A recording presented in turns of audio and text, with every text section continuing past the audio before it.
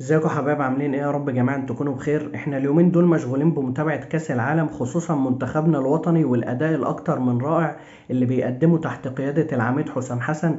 لكن في نفس الوقت برضه متابعين النادي الأهلي وعينينا على النادي الأهلي عشان نشوف الدنيا وصلت لإيه، بحيث نتجنب أخطاء وكوارث الموسم اللي فات.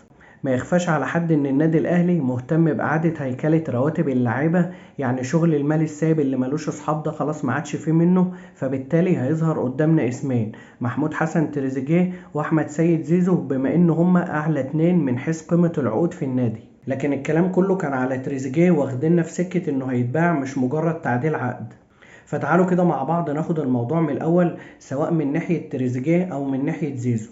تريزيجيه جه النادي الاهلي بحوالي 1,600,000 يورو بعقد لمده 5 مواسم، هياخد في كل موسم 130 مليون جنيه، وفي مصادر بتقول ان ال30 اللي فوق ال100 بيدفعوا بالدولار. عندك احمد سيد زيزو جه النادي الاهلي بعقد انتقال حر، فبالتالي بياخد حاجه اسمها مكافأة توقيع، دي كانت 50 مليون على ال4 مواسم اللي هو وقع عليهم. وده كده كده بيحصل في اوروبا، والمثال الشهير كيليان امبابي لما جه يوقع مع ريال مدريد. لكن الراتب الاساسي بتاع زيزو 35 مليون زائد 30 مليون عقود تجارية، فبالتالي احنا بنتكلم في 65 مليون. ممكن يوصلوا بالاعلانات ل 80 مليون، بس انا مش قصة الاعلانات دلوقتي. فانت كده قدام حل من الاتنين: الاول ان تريزيجيه خفض قيمة الراتب بتاعه، وده هتبقى صعبة شوية لان اللاعب اساسا قبل ما يجي النادي الاهلي كان في عرض قطري بحوالي 4 مليون، لكن اللاعب رفض وفضل انه يرجع للنادي الاهلي. فانت مش هتعرف تفتح بقك في الحوار ده، خصوصا كمان ان جايله عقد من الرياض السعودي براتب ضعف الراتب اللي بياخده في النادي الاهلي.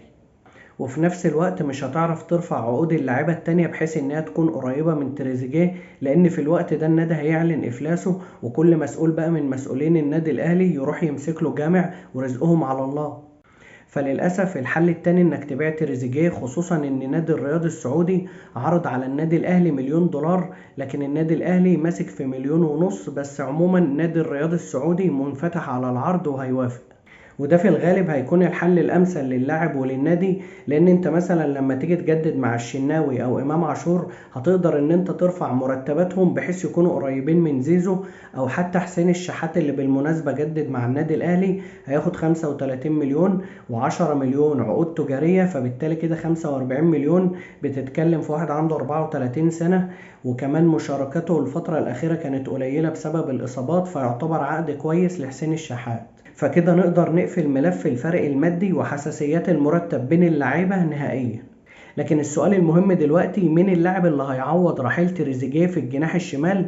في 3 أسماء مطروحة، أولهم إبراهيم عادل نجيبه من نورشلاند الدنماركي، أو نرجع أحمد عبد القادر من القرمة العراقي، أو إن رضا سليم يستمر مع النادي الأهلي بعد رجوعه من الإعارة مع الجيش الملكي. لكن كل ده مرهون بالاختيارات الفنية للكابتن الحسين عموتة.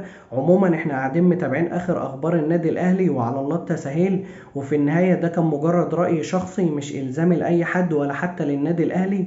المهم اعرف رأيك في التعليقات، وما تنساش تشترك في القناة. سلام.